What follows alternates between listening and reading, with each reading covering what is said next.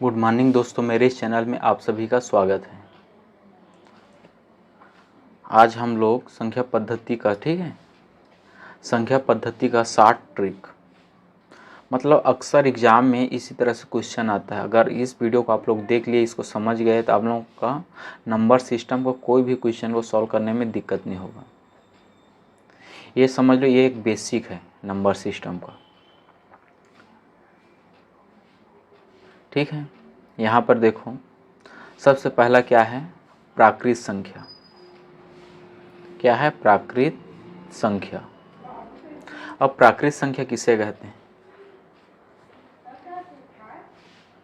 बताओ, प्राकृत संख्या किसे कहते हैं?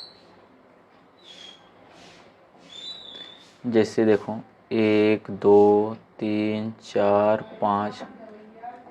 ठीक है, ये क्या है? आपका प्राकृत संख्या है, जो 1 से स्टार्ट होता है और अनंत तक।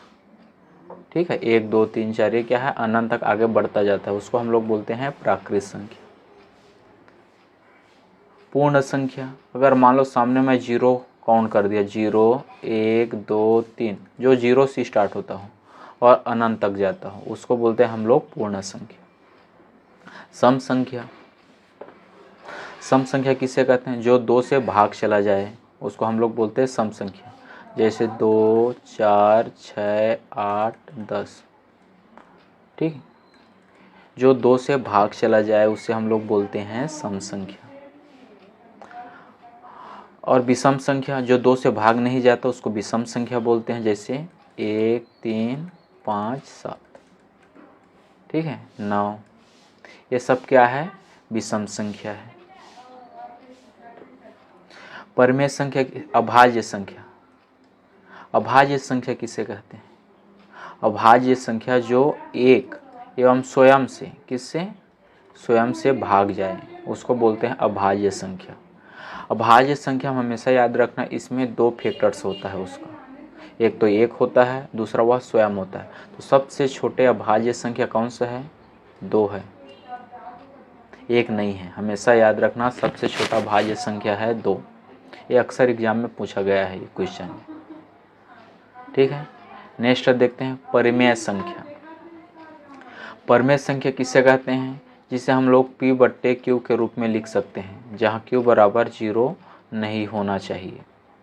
जैसे आपका 2 3/1 लिख सकते हैं, 4/3 लिख सकते हैं, माइनस भी लिख सकते हैं, -4/3 लिख सकते हैं, अंडर रूट वर्गमूल 4 लिख सकते हैं, वर्गमूल 9 लिख सकते हैं, वर्गमूल 16 लिख सकते हैं। देखो, 4 क्यों लिखा? क्योंकि वर्गमूल 4 क्या है? वर्ग है, वर्ग संख्या है। अंडर 4 को हम लोग क्या लिख सकते हैं? 2 × 2 बराबर ये 2 हो जाएगा। होगा कि नहीं होगा? इसीलिए क्या है, ये 4 को हम लोग परिमेय संख्या लिख सकते हैं।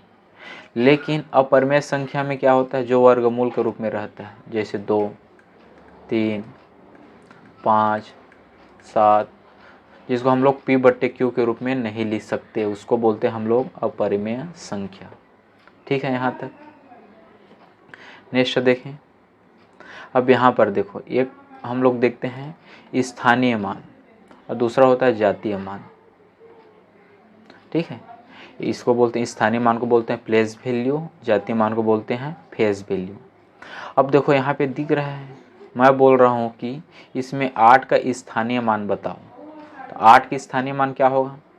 8, बाकी जगह हम लोग क्या लिख देंगे? 0 लिख देंगे। 1 2 3, 1 2 3, 3 0 लिख देंगे। ये क्या है? इसका स्थानीय मान है। मतलब इस पोजीशन में 8 का क्या वैल्यू है ये बताना है, समझ लो। 4 क्या है? वंश पोजीशन में है, इकाई अंग में है, तो 4 होगा। 5 का देखो, इसको मैं लिखता हूँ यहाँ पे, जैसे 6 5 3 8 0 5 4 है। 4 कौन सी स्थान में? इकाई स्थान में है, तो 4 होगा।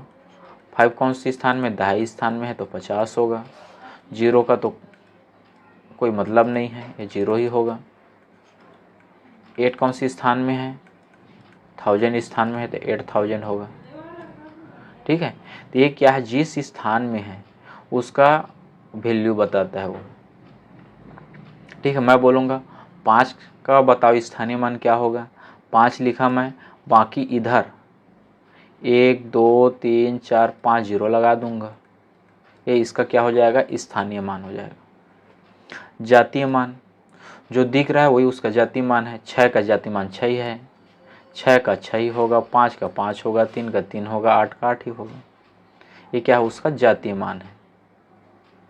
मैं बोलूँगा 8 का चलो जातीय मान बताओ, 8 का जातीय मान 8 ही होगा, लेकिन 8 की स्थानीय मान बोलूँगा तो क्या हो जाएगा, 8000 हो जाएगा।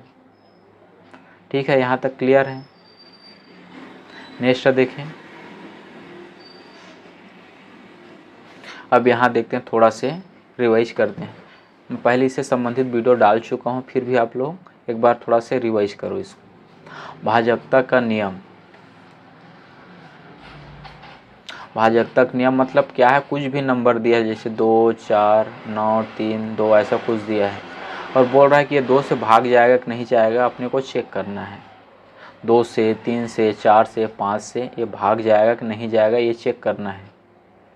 तो इसका नियम क्या है, देखो 2 के लिए क्या है, लास्ट की इकाई अंक आपका 0 2 4 6 8 है, तो क्या है 2 से भाग चला जाएगा।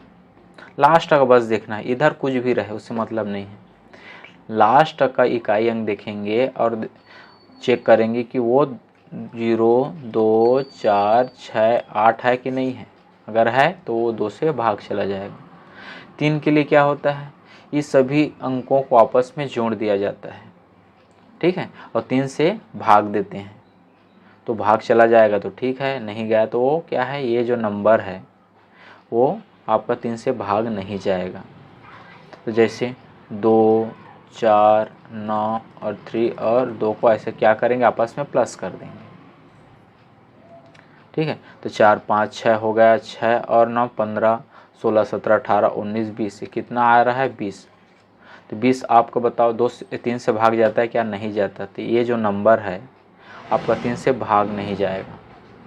ठीक है, 4 के लिए क्या होता है, लास्ट का 2 डिजिट, इसको हम लोग चेक करेंगे कि वो आपका दहाई अंक, इकाई और दहाई अंक, ये दोनों अंक को हम लोग चेक करेंगे।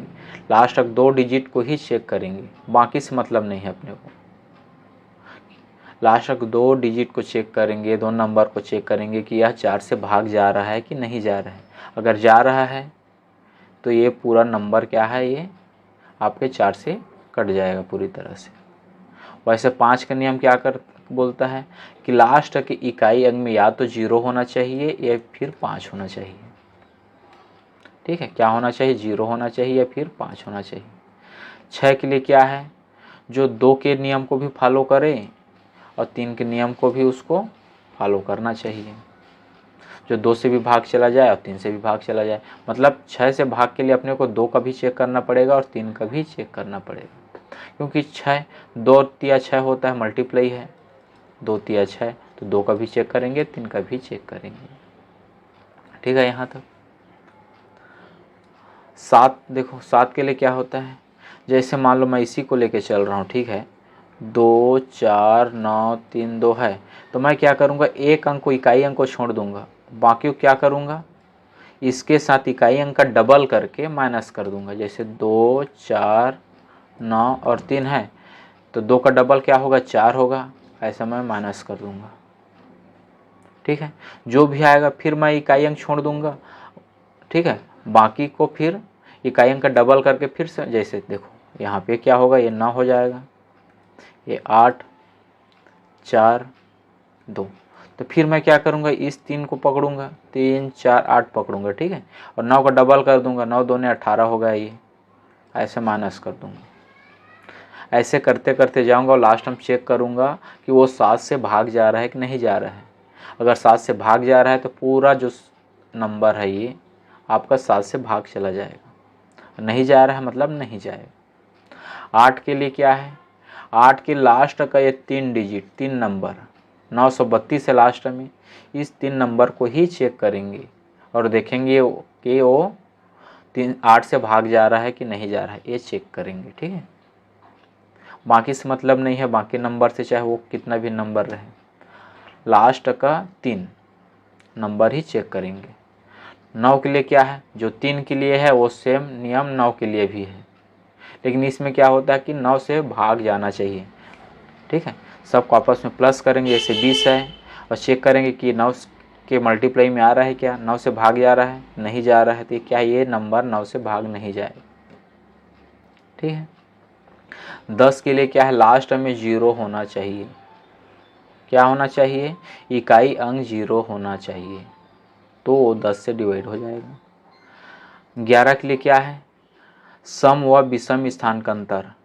अब यहाँ पर देखो क्या है, 2 4 9 3 और 2 है, सम और विषम, इसको ये एक एक छोड़ देंगे, समझ लो। इस दोनों का ऐसे प्लस करेंगे और 2 9 और 2 को प्लस करेंगे, 2 9 और 2 को प्लस करेंगे, कितना आएगा, 9 10 11 12 13, और ये 4 और 3 कितना होगा, 7। ये दोनों को माइनस करेंगे तो या तो 0 होना चाहिए फिर 11 होना चाहिए, या तो 0 होना चाहिए या फिर 11 के मल्टीप्लाई में होना चाहिए, या फिर 11 से वो कटना चाहिए। ठीक है, तो वो नंबर क्या होता है, आपके 11 से भाग चला जाता है। ये तो हो गया भाजकता का नियम। नेक्स्ट देखते हैं, अब यह है क्वेश्चन नंबर फर्स्ट। इसमें देखो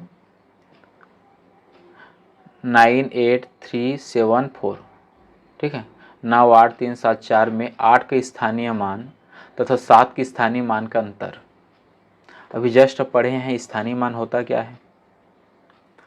8 की स्थानीय मान क्या होगा, मैं 8 लिखा, बाकी की जगह क्या लिख दूंगा, 0, 3 0 लिखा, मैं 7 लिखा, उससे इधर ना राइट साइड में कितना है, ये 4 है, 4 के जगह मैं लिख दूंगा 0। ठीक है, दोनों बीच का अंतर कर दूंगा, ऐसे इसको माइनस कर दूंगा, 0, ये हो गया 3 9, और ये हो जाएगा आपका 7। ये इसका आंसर है। कहने का मतलब क्या है, आप लोगों को समझना है कि स्थानीय मान होता क्या है। 8 का इस जगह में उसका मान क्या है, उसका वैल्यू क्या है, तो इकाई दहाई सैकड़ा हज़ार 8000, 8 है तो क्या होगा 8000, इकाई दहाई दहाई है तो ये क्या हो जाएगा 70 हो जाएगा इसका, 7 का। नेक्स्ट देखते हैं, प्रथम 50 प्राकृत संख्याओं का योग ज्ञात करें। 50 प्राकृत संख्या, 10 प्राकृत संख्या, 20 प्राकृत संख्या, ऐसा कुछ भी बोल सकता है एग्जाम में। तो 50 प्राकृत संख्या थी, इसका सूत्र होता है n प्राकृत संख्याओं का योग, इसका सूत्र होता है n+1/2 बट्टे 2, ये इसका सूत्र होता है। तो 50 बोला है तो n के जगह 50 लिख देंगे हम लोग, 50 50 + 1 बट्टे 2, तो 50 हो जाएगा, ये 51 बट्टे 2, 2 25 50, और 25 और 51 को हम लोग क्या करेंगे, मल्टीप्लाई कर देंगे, उसका आंसर हो जाएगा। ठीक है, नेक्स्ट देखें, 4 अंकों की बड़ी से बड़ी तथा 3 अंकों की छोटी से छोटी संख्या का अंतर ज्ञात कीजिए। देखो, एक अंक की सबसे बड़ी संख्या क्या है, 9 है, जैसे 0 1 2 3 4 5 6 7 8 9 10, 9 के बाद 10 स्टार्ट होता है, वो 2 अंक वाला रहता है। तो एक अंक की सबसे बड़ी संख्या क्या है, 9 है। 2 अंक की सबसे बड़ी संख्या हो जाएगा 99। 3 अंक की सबसे बड़ी संख्या होगा 999, 999। हमेशा याद रखना इस चीज़ को। वही सम, वैसी ये क्या है, बड़ी संख्या, यहाँ लिखता हूँ मैं बड़ी संख्या। अब छोटी में जाते हैं, एक अंक की सबसे छोटी संख्या क्या होगा, 0 होगा कि 1 होगा, बताओ, 1 होगा। 2 अंक की सबसे छोटी 10 होगा, 10 से स्टार्ट होता है। 3 अंक की सबसे छोटी संख्या 100 होगा। ठीक है, तो यहाँ क्वेश्चन बोल रहा है कि 4 अंकों की सबसे बड़ी संख्या, 4 अंक की सबसे बड़ी संख्या क्या होगा, 4 बार 9 लिख देंगे हम लोग ऐसे, उसमें 3 अंक के छोटी संख्या को माइनस कर देंगे। माइनस कर देंगे 3 अंक की सबसे छोटी संख्या, वो इसका आंसर होगा। ये हो जाएगा 998। ये कितना होगा आपका, सॉरी ये हो जाएगा 9, ठीक है, ये होगा 9, ये इसका आंसर है। नेक्स्ट देखते हैं, यहाँ देखो 3, 7, 5, 4 से बनने वाली बड़ी से बड़ी व छोटी से छोटी संख्या का अंतर ज्ञात करना है। 3, 7, 5, 4 से बनने वाली बड़ी संख्या, क्या बड़ी संख्या क्या होगा बताओ। जो बड़ा है उसको सबसे बड़े डिजिट को, बड़े नंबर को सबसे पहले लिख देंगे। 7 सबसे बड़ा है, फिर 5 लिखेंगे, फिर 4 लिखेंगे, फिर 3 लिखेंगे। छोटी संख्या जस्ट अपोजिट, उल्टा कर देंगे, सबसे छोटे को पहले लिखेंगे। 3, 4, 5, 7 दोनों को क्या करेंगे, माइनस कर देंगे, वो उसका आंसर है। नेक्स्ट देखते हैं, यहाँ पर देखो 3, 4, 5 यहाँ पे ऐसे स्टार दिया है, मतलब 3, 4, 5 एक समान लो, 6, 7 है, तो 100 की जगह कौन सी न्यूनतम संख्या रखा जाए कि 3 से विभाजित हो जाए, किससे, 3 से। अभी विभाजन का नियम देखे हैं, विभाज्यता का नियम, ठीक है। 3 से क्या होता है, कौन सा संख्या 3 से भाग जाता है बताओ, तो उसका नियम क्या है, सबको प्लस कर देंगे। 3, 4, 5 100 है, ये 6 और 7 सबको प्लस कर देंगे। प्लस करने के बाद चेक करेंगे, चलो चेक करते हैं। 4, 3, 7 हो गया, 4, 3, 7 और 5 12, 12 और 6 18, 18 और 7 25, ठीक है 25। अब 25 100 हो गया। अब 100 में क्या रखूँगा वो 3 से डिवाइड हो जाए। अगर मान लो 2 रखता हूँ, 3 का टेबल पढ़ो, 3 7 21, 3 8 24, 3 9 27। अगर मान लो 25, ठीक है, यहाँ पे मैं 2 रखता हूँ तो कितना हो जाएगा, ये 27, तो 100 बराबर 2, ये इसका आंसर होगा, ठीक है। नेक्स्ट देखते हैं,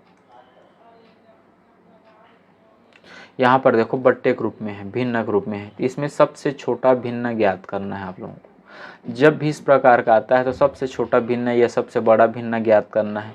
तो क्या करेंगे हम लोग, यहाँ जो 2 है इस सब को हम लोग 10 का मल्टीप्लाई कर देंगे सब में। 2 में अगर 10 का मल्टीप्लाई करूँगा तो हो जाएगा 20/5 होगा कि नहीं होगा, पहला मान लो इसको। दूसरा है आपका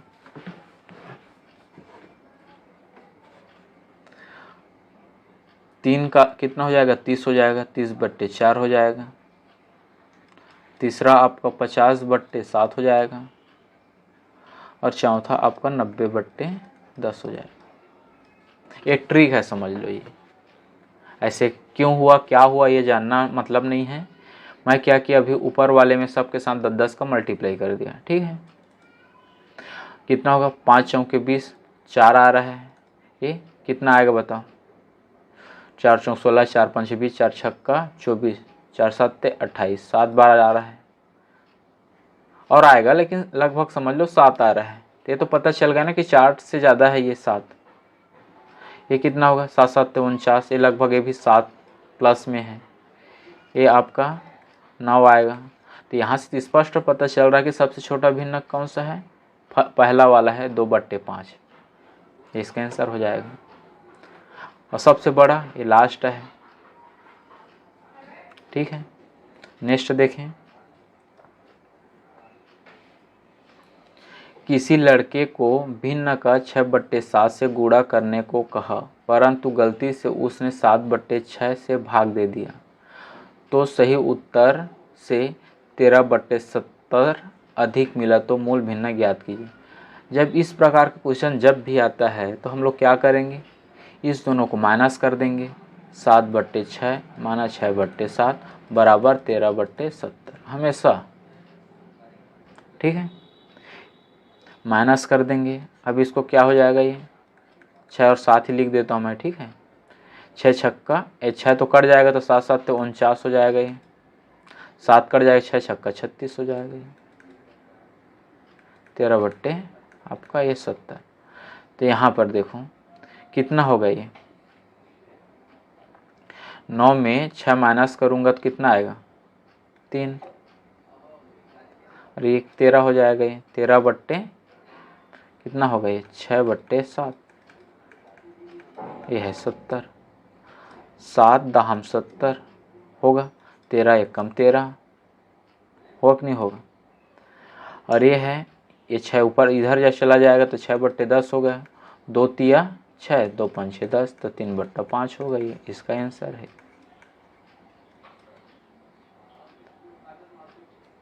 ठीक है, जब भी इस प्रकार को होता है तो हम लोग क्या करेंगे, इस दोनों को माइनस कर देंगे और इसको इसके बराबर रख देंगे। इसको हम लोग देखो यहाँ पे तो 3 बट्टे 5 आया, इसको हम लोग ये मान सकते हैं कि 1 सका 7 बट्टे 6 ऐसे। तो यहाँ पर क्या हो जाएगा 1 सा आ जाएगा, तो ये क्या हो जाएगा, चलो 1 से ही मान लेते हैं। यहाँ पे देखो कैसा होगा, ये बोलोगे उससे अच्छा है कि 7 1 बट्टे 6 माइनस, ठीक है 6 1 बट्टे 7 बराबर 13 बट्टे 70।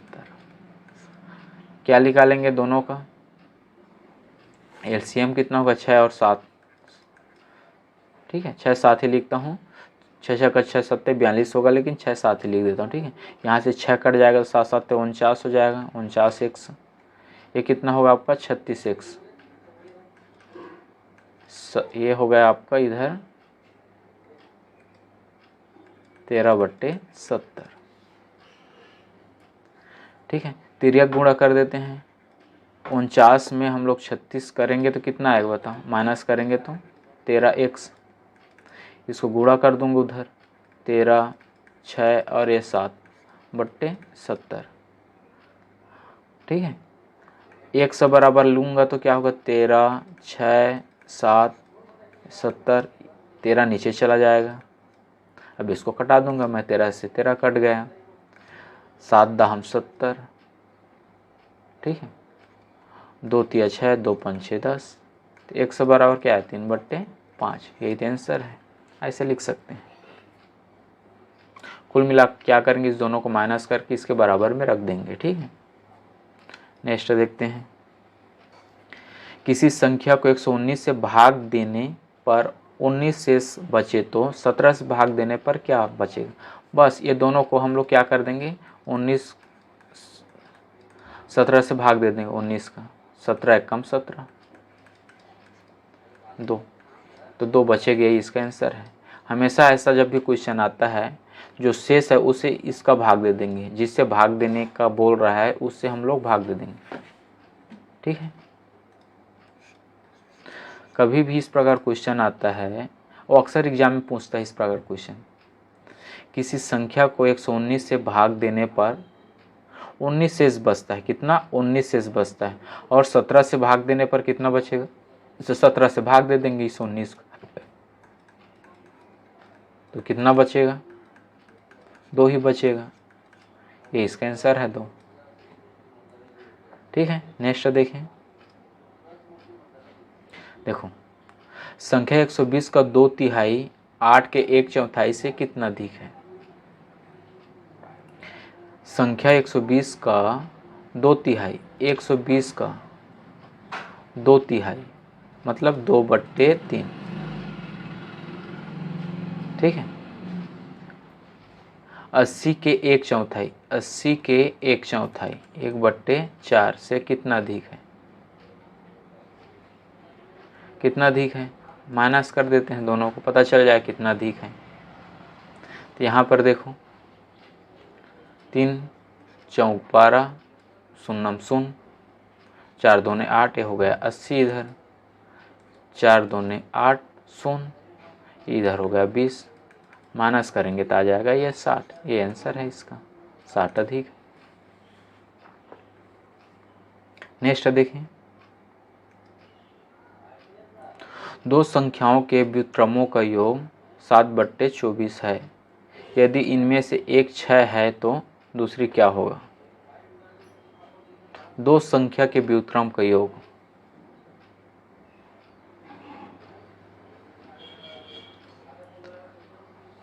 दो संख्याओं के व्युत्क्रम का योग 7/24 है।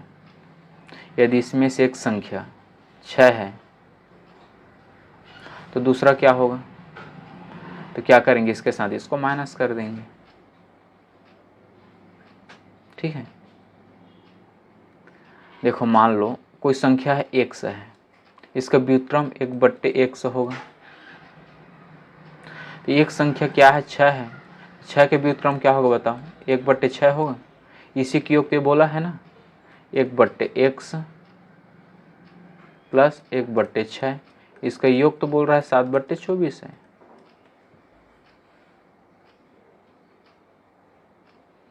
ठीक है, इसको सॉल्व कर लेते हैं। यहाँ पर क्या होगा? ये 6x होगा, 1 से 1 कट जाएगा, ऊपर आ गया 6 नीचे। ठीक है, यहाँ 6 कट जाएगा, ऊपर आ जाएगा x, 7/24। ठीक है, यहाँ तक। इसको हम लोग क्या करेंगे, इधर तिर्यक गुणा कर देंगे। 6 + x, 7 × 6x, अरे 24, 6 × 4 = 24। ठीक है, तो यहाँ पर ये क्या हो रहा है?